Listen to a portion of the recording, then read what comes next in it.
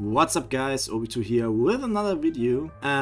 This time around it's a video in English. Please have patience with me, my English is not that great. It's a one-time only video which I announced on Twitter, I think, because I felt like many people have so many problems with Grand Party that I felt like there had to be a guide video in English so that everyone can use it.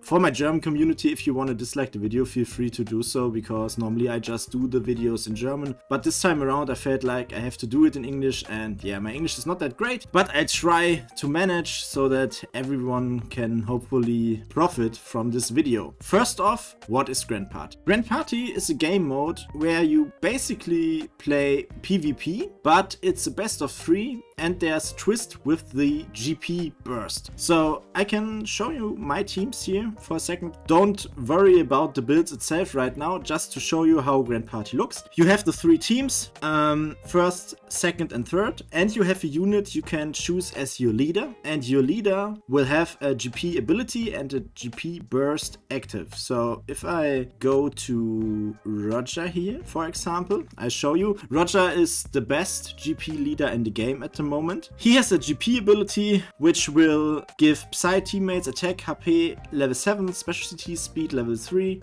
slasher class teammates attack def up level 4, speed guard percent up level 7. And his GP burst is what's broken about him, because he will for 2 times targets all enemies for 2750 damage with a 100% chance to half stats for 20 seconds. This means if you have taken 55,000 damage, you can use this, and if you use it, you do 2750 damage on all enemies and they are half statted. And that basically means if you use Roger at the right time, you cannot lose. It's impossible. So this is why you see here, I had 15 wins this season. There is RNG in this game mode, and it can always happen that you lose 1 or 2 games, but 13 to 14 wins you should always get with basic strats in this game mode. I think I had, like, since the game mode came out last year, 2 times when I got to 14 wins, other times it was always 15 out of 15. So hopefully this guide can help you. Now we'll take a look at the builds first. Like I said, Roger is the best leader for this game mode, so you should try to use a Roger team if you have him. Other good leaders, for example, are Uta, Roger versus Whitebeard, and maybe Kaido, but everything else is not good enough. So try to use one of those units as your leader, but Roger is by far the best leader, and if you have him, you should use him. The builds are quite easy. I have multiple Roger builds, which I would also recommend you to do, which means that I don't have to build a new setup every time I face different opponents, right? So for this instance, I have a Dex team, I have a Slasher team, I have a Psy team, and for this example, I have a Dex team, a Psy team, and a Quick team. And you can go on like this, build your 8 teams all with Roger with different lineups, so that you never have to worry about building for your opponent's teams. What can you attack? The thing is, you can basically attack everything with Roger. As long as you know what the opponent is playing, you will always win if you do it right. But of course, look out for opponents who are weaker if you can. If they have leader that I did not mention here, attack them. If you have teams that are strong versus their teams, attack them. It's the same as a normal Pirate Rumble, where you would attack a Dex team with a Slasher team, where you would attack a Quick team with a Dex team, and so on and so forth. What are the win conditions in Grand Party? Well, that's basically very easy. You have to win 2 out of 3 games, but there's a twist. In contrary to the normal PvP mode, you just have to have more units alive than your opponent at the end of the time when the game is over, which means you can also try to build very tanky teams just to kill 1 unit of the opponent or 2, like if you put Roger Whitebeard in your team, and for yourself have a team that cannot die, for example, which would mean you would stall out the opponent, have more units alive, and still win the game. That also works. Otherwise, of course, just beat the opponent 2 out of 3 times and you have the win. What defeats what is also a good question. Like I said before, it's the normal PvP rules that apply here. You also have to be wary about the rules. Sometimes there are boosts that you have to take into consideration. Like this season there's a driven boost, but it's more important to play a team with a good leader than to adjust to the boosts. Because this season, driven, powerhouse, I think, striker, int, all of this is boosted. I've used none of those teams, none, and I still managed to get 15 wins. Just because with Roger, you don't have to worry about that he boosts your teams. He is broken because his GP burst, in combination with you having the advantage over the opponent team, is always way more worth than having good buffs. Because you will always win. Stat down, it doesn't matter how many boosts your opponent have, if they have stat down and you use your specials, you will win, definitely. How do you play with Roger? That's also a good question, or with the GP burst in general. There are different GP bursts. I will explain for Roger. For example, let's say our opponent, you see the teams of the opponent and the opponent has Roger as a leader. We are going from the worst case now. Opponent also plays Roger because many people play him. And he has a quick team first, then maybe an int team, and the last team strength or Psy or whatever. It doesn't matter. Then you know the first team is quick, you will play Dex and you will always win this game. If by chance, and that happens more often than it doesn't happen, your opponent uses his own Roger in the game to try to take the advantage from you. I know he doesn't really use it, it's AI that uses the special, but go with me on this. You should also use your Roger then, because then you get back to the balance of the game. If your opponent uses Roger, then you use Roger, you're in balance again, you're having the advantage. Then you should win the game. You are up one game, and from the last 2 games, you only need to win 1, and both you and your opponent only have 1 GP burst left, which means you will have probably an advantage in the last game because the opponent's AI will use their second burst from Roger in the second game, and if he doesn't, you can even try to win the second game with your own burst. Otherwise, you have a free win in game 3, because in game 3 he will not have a Roger burst anymore. Maybe he has won the second game, it doesn't matter, but you will win game 3 then. And very important, how to use Roger. Many people do this wrong, and it's so easy to do it right, so please do it right. If your opponent is close before their specials launch, and I mean the majority of the specials, if there's one special that launches, don't worry about it. Look at the special charge time of your opponent and of your own units.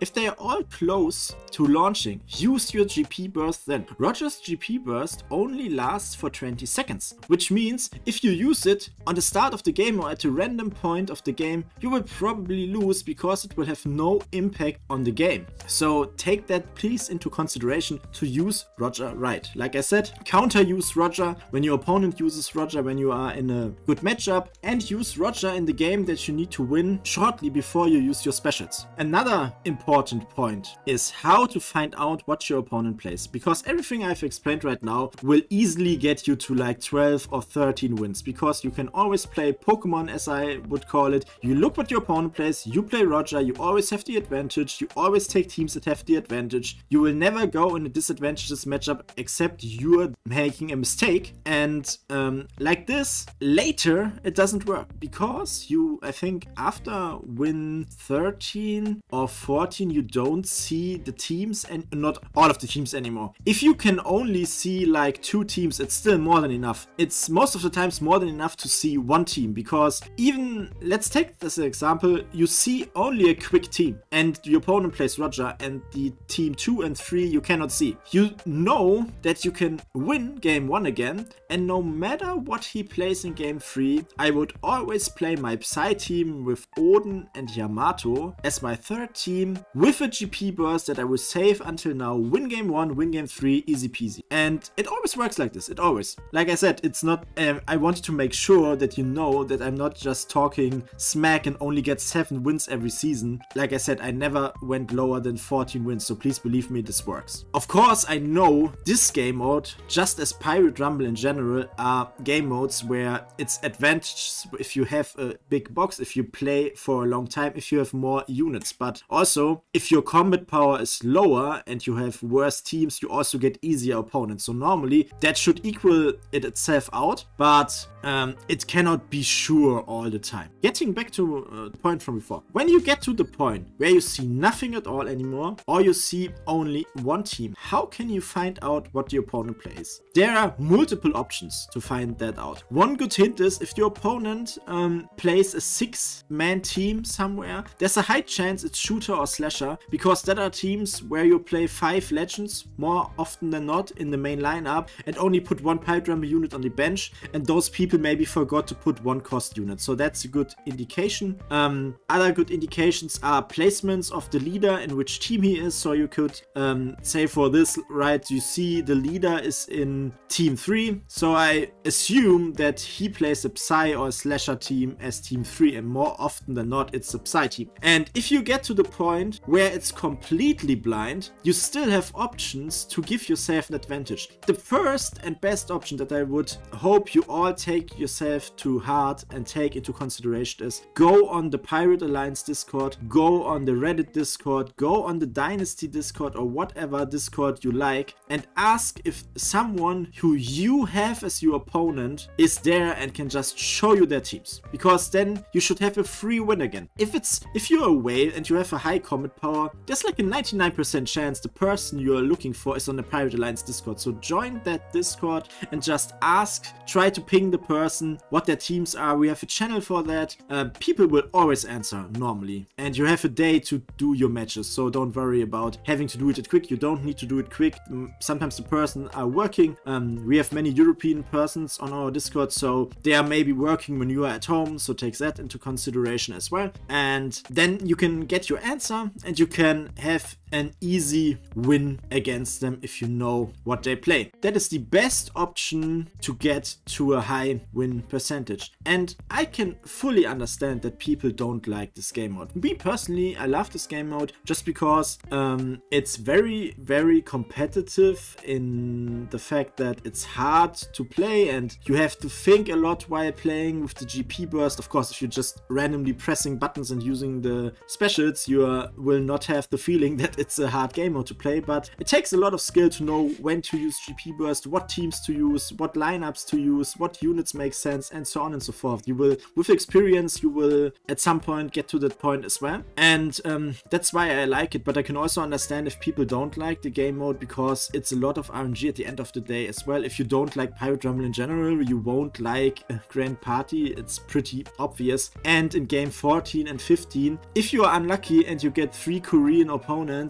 they are probably on no Discord, and you lose then with RNG. That's just how it is. Then that's bad luck. And then I can fully understand you if you don't like the game mode. But please don't dislike game modes, because there are fundamentals lacking. And I know that a lot of people lack fundamentals of understanding of how to play this game mode. Even if you don't know anything. Now we're going to the worst case where I can still tell you how to get an advantage. Let's take, for example, we have a Korean opponent, combat power 230k, and he's on no Discord, you don't know what he plays. What can you do? First off, play Roger.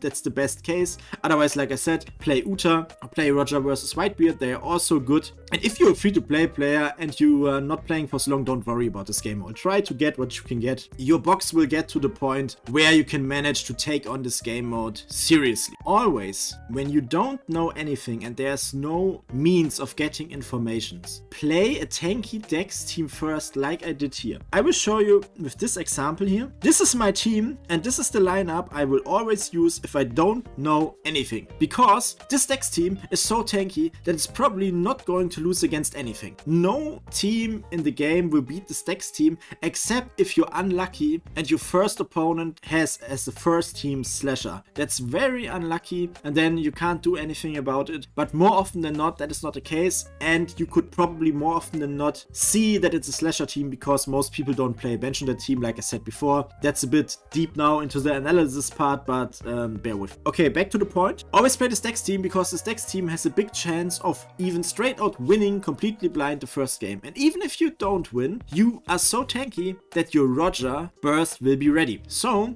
you can still win the second game after losing the first game just with your Roger boost and the slasher team, because the slasher team will do so much damage. It's almost always a free win. If you're lucky, your opponent also used his Roger burst to defeat your Dex team, so he only has one left. And that means that in the third match, depending on where the opponent used their Roger burst, you will still have a big chance to win because you have a Roger burst in a Psy team. And believe me, if you use a Roger burst and right after that Odin and Yamato launch, the opponent is dead. No matter what team he plays, he's dead. There's no way he's surviving those specials. That's all for the analysis and for the gameplay part and how you get the maximum out of your wins. Next season I will play the full season on YouTube, so you can see my decision making and what teams I use, why I use them.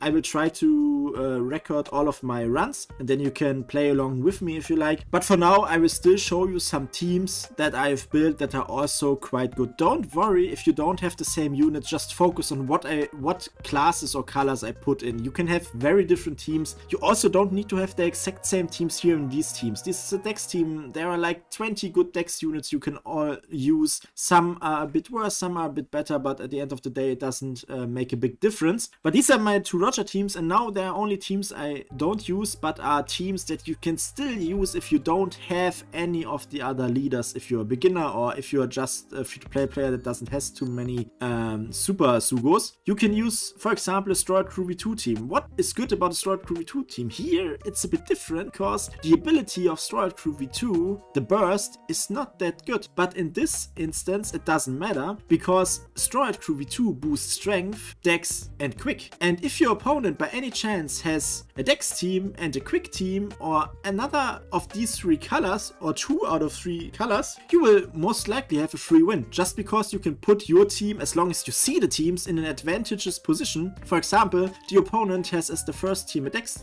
team, second quick, third strength. Then I would just play my dex team versus the quick team, my quick team versus the strength team, and my strength team versus the dex team. And more often than not, you will win 2 out of 3 games then. So that's also a unit you can use. The new Ace is quite good. You can build a shooter team, a Psy team and a dex team with him. His GP burst is also fine, but he's not that good. But he's a replacement if you don't have anything. Likewise, the new Luffy, he boosts fighter, he boosts strength and he boosts Psy. Then we have the Red Rock Luffy, who is actually pretty decent. With him you can also use a strength team, a quick team and a Psy team, which is also good for color advantages. And I think it's not a Psy team, it's a Free Spirit team, but basically Psy and Free Spirit are the same because there are so many Psy Free Spirit units. And then these teams are just some pre-built teams from the game. But these are my replacements if you really don't have Roger, don't have Uta, don't have Roger Whitebeard. There will be another video at some point in a month where I show you